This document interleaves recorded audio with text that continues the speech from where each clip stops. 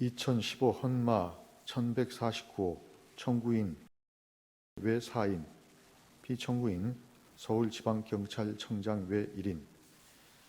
이 사건은 피청구인들이 살수차를 이용하여 물줄기가 일직선 형태로 청구인에게 도달되도록 살수한 행위 및 그 근거 조항인 경찰관 직무집행법 조항, 구위해성 경찰 장비의 사용 기준 등에 관한 규정 조항, 경찰 장비 관리 규칙 조항, 살수차 운영 지침 조항에 관한 것입니다. 먼저 주문을 선고하고 법정 의견의 요지는 이석태 재판관께서, 재판관 이종석의 청구인 심판 청구 부분에 관한 반대 의견의 요지는 이종석 재판관께서 설명을 하겠습니다. 주문. 피청구인들이 2015년 11월 14일 19시경 종로구청 입구 사거리에서 살수차를 이용하여 물줄기가 일직선 형태로 청구인에게 도달되도록 살수한 행위는 청구인의 생명권 및 집회의 자유를 침해한 것으로서 헌법에 위반됨을 확인한다. 청구인의 각 심판 청구 및 청구인의 나머지 심판 청구를 모두 각하한다. 법정 의견의 요지를 말씀드리겠습니다. 먼저 청구인의 신청에 대해서 살펴보겠습니다. 이 사건 근거 조항들에 대한 신청은 기존 청구인들의 청구와 동일한 법령에 대한 것으로서 위원 결정 시 대세효가 인정되므로 합의를 확정의 필요를 인정할 수 있습니다. 이 사건 직사살수 행위에 대한 신청 역시 기존 청구인들이 헌법소원심판 청구서에서 청구인의 기본권 침해를 다투었던 점 등을 고려하면 합의를 확정의 필요를 인정할 수 있습니다. 그러므로 청구인 신청은 적법한 공동심판 참가 신청으로 선회합니다.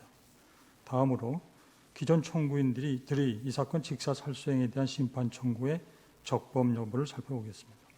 청구인 배우자와 자녀들인 기존 청구인들은 이 사건 직사살수행의 직접 상대방이 아닌 제3자입니다. 따라서 기존 청구인들의 이 부분 심판 청구는 자기 관련성이 인정되지 아니하여 부적법합니다. 청구인들의 이 사건 근거 조항들에 대한 심판 청구의 적법 여부를 살펴보겠습니다.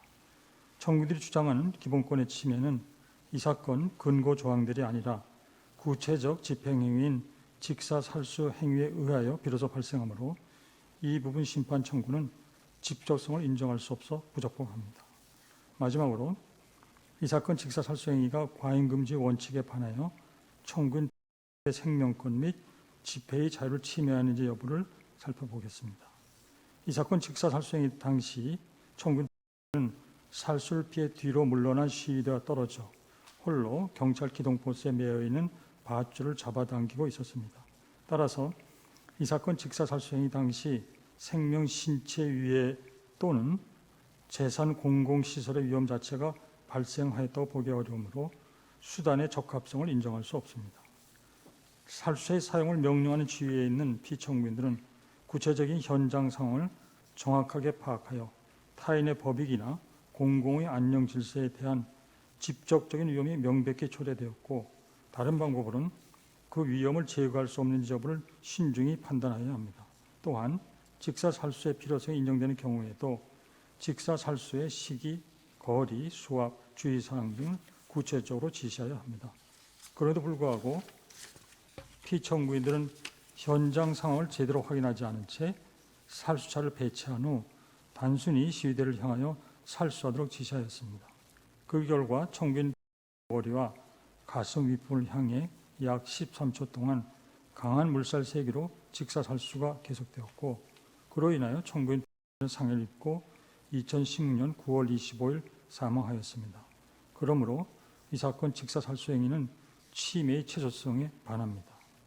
이 사건 직사살수 행위를 통하여 청구인가 홀로 경찰 기동포스에 매여 있는 밧줄을 잡아당기는 행위를 억제함으로써 얻을 수 있는 공익은 거의 없거나 미약하였던 반면 청구인은 이 사건 직사살수 행위로 인하여 사망에 이르렀으므로 이 사건 직사살수 행위는 법익의 균형성도 충족하지 못하였습니다.